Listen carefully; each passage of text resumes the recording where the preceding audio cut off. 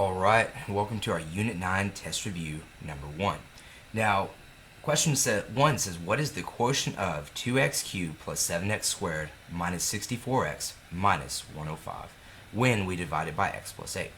So notice the first thing is that we always want to write this as a long division problem. I use my long division box, and I put the dividend, which is the 2x cubed plus 7x squared, on the inside, and of course the divisor, the x plus 8, on the outside. Okay, now we're going to have to run through the process of long division 3 times in order to solve this problem.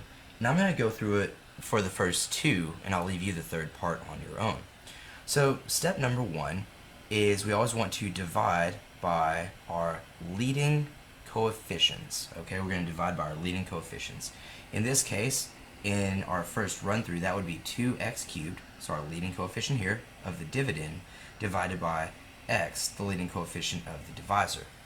Now remember, this is really saying 2 divided by 1, which is 2, and x to the power of 3 divided by x to the power of 1. Remember, you just subtract your exponents. 3 minus 1 gives you x squared. And so we can put 2x squared up top. Okay, now what is the second step here? Well, step number 2 tells me to distribute. I want to distribute that 2x squared. So we can say, okay, well, 2x squared times x just gets us back to 2x cubed. And 2x squared times 8, well, let's see, 2 times 8 would give us 16, and then we just tack on that x squared. Okay? Alright, what's step 3 tell us to do? Step 3 tells us to subtract, and I'm even going to put in a parentheses right there. So we want to put our entire quantity in parentheses. When I subtract it, it means that this negative distributes to the first term, and it distributes to the second term. Okay, and when I do this, when I combine these two quantities, I have 2x cubed plus negative 2x cubed, which is 0, and this is an indicator that we are in fact doing the right thing. Here I have 7 minus 16, which of course will give me negative 9x squared. Okay, let's see here. And then the very next thing that we want to do is we simply want to go ahead and drop, so this would be step number 4, we want to drop our next term. Okay, and we get this negative 64x. Alright, at this point we're back up to step number 1, and of course we want to repeat. My new leading coefficient is this, let's see here, I'll just write it right, let's just write it right here, we won't need this space. My new leading coefficient is negative 9x squared, and I divide it by my original leading coefficient of x. Well, this is really saying negative 9 divided by 1, negative 9, and x squared divided by x to the 1, 2 minus 1 simply gives me x. And I can write minus 9 to the power of x. Okay, at this point, we're back on our second step. We want to distribute that negative 9x times x will give us negative 9x squared, and negative 9x times 8 will give us negative 72x. Alright? I know at this point I want to go ahead and do my subtraction, and I put this whole quantity in a parentheses, and a negative times negative is a positive, and a negative times negative is a positive, and I've used up that negative. At this point, what is negative 9x squared plus 9x squared? Well, that is 0. And that's telling us we're doing the right step. And negative 64x plus 72 will actually give us positive 8x. I go back to step 4. I drop my next term, my negative 105. And I leave it up to y'all to finish this. Now, unless I am mistaken, which I don't believe I am, it appears that you're going to have a remainder. So the last thing I'll say is, after you find this final term, which you'll have to do on your own, you'll then put plus, and you'll put a fraction bar, and since we're dividing by x plus 8, you'll put x plus 8, and then whatever your remainder is, you'll put it on top of there. So I'll leave you to finish this problem. Alright, let's go on to our second problem. Okay, for problem 2, it says the graph of the function is transformed into this h of x is equal to negative 8 g of x minus 6 plus 8. And we should know at this point, whenever we have a rule that transforms our first functions, g, to h, we can completely ignore the first part of this when we are describing the change, and we can simply just look at the rule. Okay, so let's go ahead and label that as the rule. I know that this negative acts independently. In fact, let's use different colors here.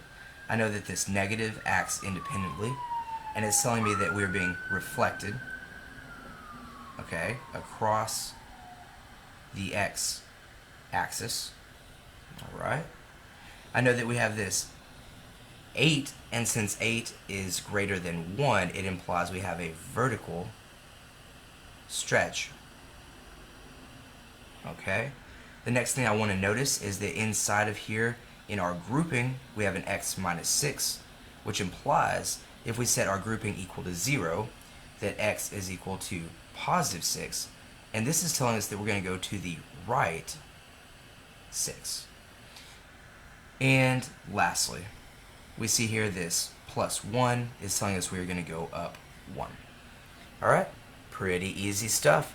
We've been doing this since the first semester, so shouldn't be too much of a challenge. Alright, let's go on to our third example. Okay, in our third example, we have 5 log base 11 of p minus 2 plus 6 is equal to 21. Alright, so we're just going to get rid of the logarithm, and then I will leave you to solve the rest. So what are our first easy steps? Well, we want to get rid of our addition first, so minus 6, minus 6. At this point, we have 5 log base 11 of p minus 2, that zeroes out, is equal to 15. Okay, next we want to get rid of our multiplication. We will divide both sides by 5. And at this point, we will have log base 11 of p minus 2 is equal to 3.